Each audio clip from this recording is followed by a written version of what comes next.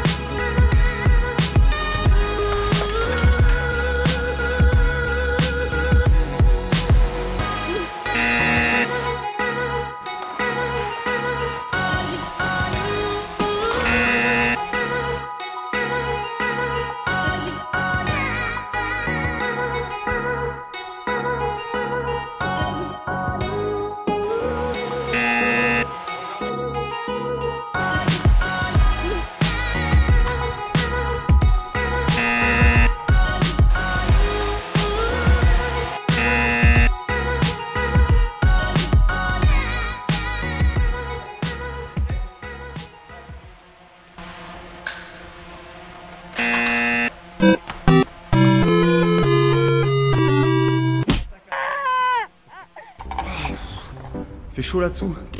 Ça va. Ah, c'est cool.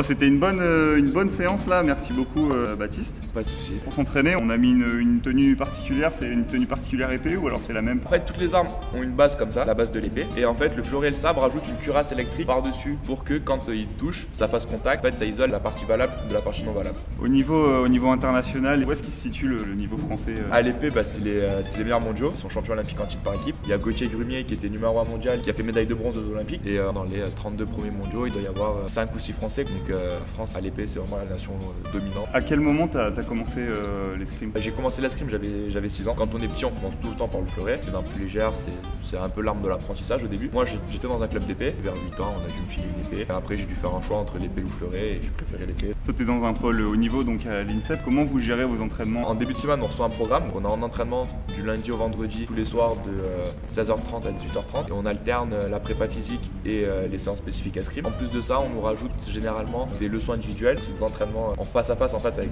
son entraîneur, son maître d'armes. On en a à peu près 2 par semaine, en plus des entraînements quotidiens du soir. Quand vous vous entraînez, qu'est-ce qu'il vaut mieux privilégier? Plutôt le physique, le cardio, Moi, je trouve que c'est très complet. On a besoin de tout, que ce soit du cardio, que ce soit de la muscu du bas du corps et du haut du corps. La tête aussi, c'est vachement important. Moi, je travaille avec un préparateur mental. Dans un sport comme ça, l'escrime, où des fois ça se joue à une touche près, à la mort subite ou des trucs comme ça, je trouve que le mental, c'est vachement important. Pareil, il faut arriver à avoir un bon physique pour pouvoir tenir 2 jours de compétition. Et après, il y a tout ce qui est côté technique aussi qui est super important. Donc, je trouve que c'est un sport assez complet et il faut arriver à travailler sur tous les fronts. Est-ce qu'avec l'épée, on peut couper un steak? Non, c'est pas tranchant. Non. Ouais, c'est une arme de sport quoi, donc non, c'est pas du tout tranchant. Quand vous combattez, c'est dangereux. Est-ce que vous avez des bleus, des coups? Ouais, on a des petits bleus sur certains impacts. Si justement l'adversaire est puissant et sur un impact de touche, on peut avoir un bleu. C'est rarement très grave quand on se blesse. C'est pas des coups d'épée ou des impacts. C'est plus quand on se tord une cheville, quand on n'est pas assez chaud, qu'on se claque un muscle ou ce genre de blessure. J'ai entendu dire qu'il y avait une histoire de jambes plus grosses que l'autre en escrime. C'était quoi cette histoire?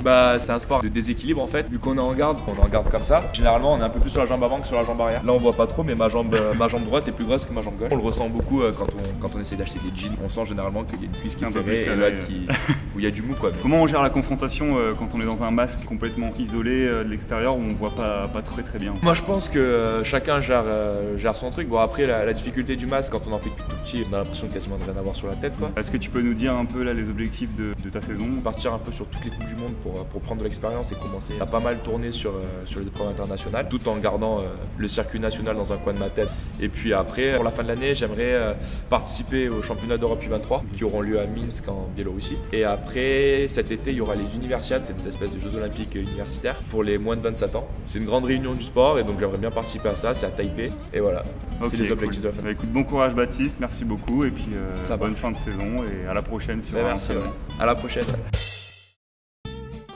Bon, et bien quant à nous, merci beaucoup d'avoir visionné cet épisode. N'hésitez pas à partager la vidéo à vos amis sportifs, à ceux qui aiment, à ceux qui pourraient aimer, ceux qui font de l'escrime, ceux qui n'en font pas, ceux qui aiment le sport. N'hésitez pas à rejoindre la page Facebook, n'hésitez pas à mettre un petit pouce bleu vers le ciel.